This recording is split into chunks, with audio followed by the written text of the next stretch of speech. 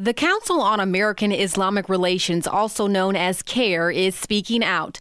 The organization says rarely has the United States seen a more reckless campaign to vilify a class of people and compromise their fundamental civil and human rights than the recent rhetoric against Muslims.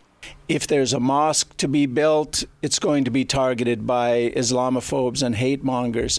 If Muslim activists say something in the public arena, they're going to be denounced, they're going to be smeared. Unfortunately, that's the environment we live in the post 9/11 era. The group says, in fact, there is an anti-Islam movement in America creating hate crimes. In May 2010, for example, a bomb exploded at an Islamic center in Jacksonville, Florida.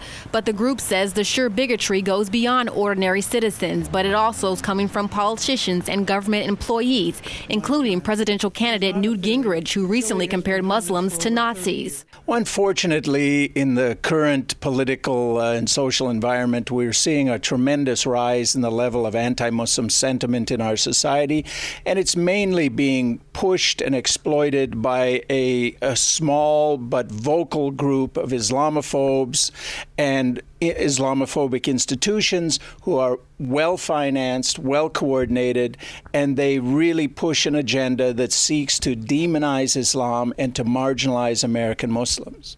Over the past few years in news reports, it seems there could be an overall spike in anti-Muslim hate crimes in America. Still, many others disagree with the organization's statement, saying that Americans have been more than willing to embrace other religions, including Muslims.